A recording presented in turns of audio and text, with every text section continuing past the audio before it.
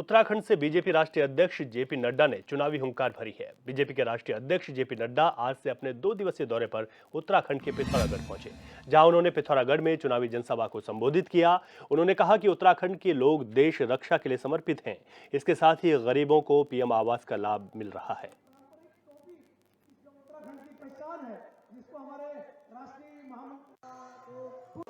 भाइयों बहनों, आदरणीय नड्डा जी के नेतृत्व में आज भारतीय जनता पार्टी अटक से लेकर कटक तक, कश्मीर से लेकर कन्याकुमारी तक लगातार संगठन का अपना विस्तार कर रही है। लगातार एक पन्ना प्रमुख से लेकर बूथ अध्यक्ष तक आपके मार्गदर्शन में बहुत प्रभावी तरीके से आज देश के अंदर काम हो रहा है। और मैं सच कहूं तो आज जिस स्तर पर हमारी पार्टी पहुंच रही है, जिस प्रकार से आज पार्टी का प्रचार प्रसार हुआ है, भारतीय जनता पार्टी के बिना भारतीय राजनीति की आज कल्पना भी नहीं की जा सकती है। ऐसे महान संगठन का अध्यक्ष होकर भी आदरणीय नड्डा जी जिस प्रकार सहजता से, सरलता से और डाउन टू अर्थ रहकर हम सभी कार्यकर्ताओं का, आम जनता का मार्गदर्शन करते हैं, जिस प्रकार से वो काम करते हैं, हम सबको उनसे प्रेरणा मिलती है। भाइयों बहनों, मुझे बहुत ज्यादा नहीं बोलना है। हम सब जानते हैं कि इस बार हमको आपने, माननीय अध्यक्ष जी ने एक नारा दिया है कि अब की बार 400 पार। ये केवल एक नारा नहीं है, ये नए भारत की, एक विकसित भारत की और मोदी जी की गारंटी की चाबी है। उस चाबी को हम सब लोगों ने संभाल के रखना है। और उत्तराखंड की जो 5 लोकसभा सीटें हैं, भारतीय जनता पार्टी जीतने जा रही है। अब केवल प्रश्न यह है कि कौन सी सीट कितने वोटों से जीतने वाली है। भाइयों बहनों, कौन सी सीट का अंतर सबसे अधिक होने वाला है, यह प्रश्न है लोगों के बीच में और पूरे देश में। इस बार चर्चा इस बात की नहीं है कि सरकार किसकी बनने वाली है। सबको पता है कि सरकार मोदी जी की बनने वाली है, एनडीए की बनने वाली है, भारतीय जनता पार्टी की बनने वाली है। प्रश्न यह है कि 400 से कितनी अधिक सीटें जाने वाली हैं। इसलिए हम सब जानते हैं, हमारे प्रधानमंत्री जी का, हमारे राष्ट्रीय अध्यक्ष जी का उत्तराखंड देवभूमि से बहुत लगाव है हमेशा। और आप अनेक अनेक अवसरों पर, अनेक अनेक पिछले कई वर्षों से उत्तराखंड के अंदर संगठन के कामों के लिए आप लगातार उत्तराखंड आते रहे हैं। आप भली भांति उत्तराखंड को जानते हैं। इसलिए हम सब की जिम्मेदारी है कि इस बार ऐतिहासिक मतों से हम यहां से अल्मोड़ा पिथौरागढ़ से हमारे लोकसभा के सांसद भाई अजय टंटा जी को भारी बहुमत से एक तरफा समर्थन देंगे। और वैसे भी आप देख रहे होंगे, दूसरी पार्टियां आज कहीं मैदान पर दिखाई नहीं दे रही है। उनके यहाँ कोई टिकट लेने वाला भी नहीं था, इसलिए कि उन सबको पता था कि चुनाव का परिणाम क्या होने वाला है। चुनाव का परिणाम पहले से जानकर वो चुनाव के मैदान से बाहर चले गए हैं।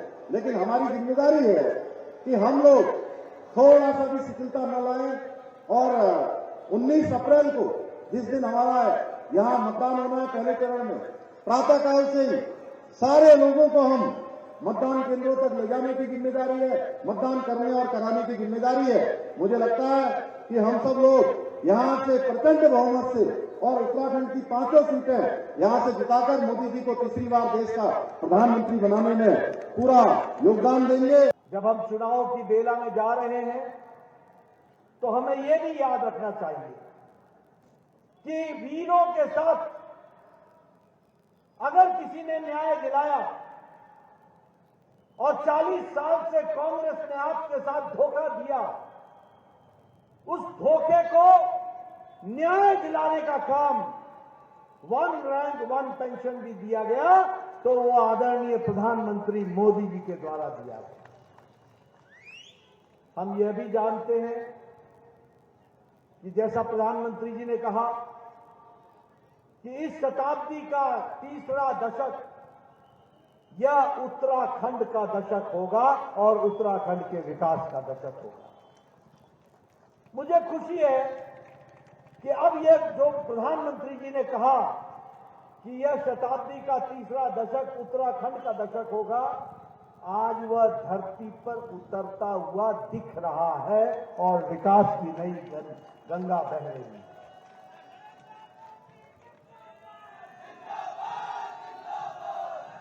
मित्रों,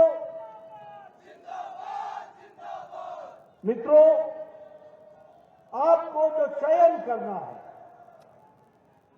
वो एक तरफ उन लोगों का चयन करना है जिन्होंने उत्तराखंड के दर्द को समझा है, जिन्होंने उत्तराखंड को आगे बढ़ाने में कोई कसर नहीं छोड़ी, जिन्होंने उत्तराखंड के युवाओं की आकांक्षाओं को पंख लगाने का काम किया,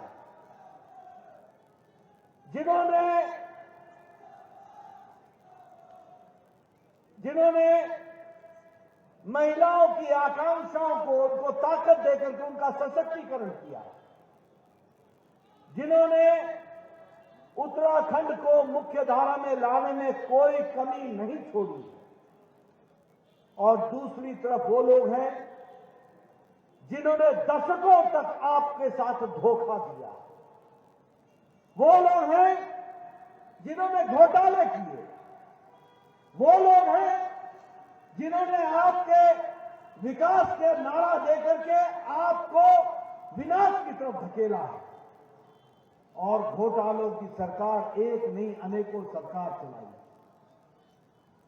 मैं आपकी याददाश्त को ताजा करना चाहता हूं। क्या ये सच्चाई नहीं है कि कांग्रेस पार्टी में कोयला का घोटाला हुआ था कि नहीं हुआ था? क्या ये सच्चाई नहीं है कि कांग्रेस के जमाने में बोफर्स का घोटाला हुआ था? क्या ये सच्चाई नहीं है कि कांग्रेस के जमाने में पनडुब्बी का घोटाला हुआ था? क्या ये सच्चाई नहीं है कि ऑगस्टा वेस्टलैंड हेलीकॉप्टर का घोटाला हुआ था? क्या ये सच्चाई नहीं है कि 2G और 3G का घोटाला हुआ था? क्या ये सच्चाई नहीं है कि कॉमनवेल्थ गेम्स का घोटाला हुआ था? मित्रों, इन्होंने न जल छोड़ा, न नभ छोड़ा, न स्थल छोड़ा, न पाताल छोड़ा, तीनों लोक में भ्रष्टाचार किया। ये कांग्रेस पार्टी का इतिहास है। तीनों लोक में, पाताल में कोयला घोटाला कर दिया, आकाश में इन्होंने ऑगस्टा वेस्टलैंड का घोटाला कर दिया, और इन्होंने जमीन पर कोयला घोटाला भी किया और उसके साथ साथ बोफर्स का घोटाला भी कर दिया, यानी और जल में पनडुब्बी घोटाला कर दिया।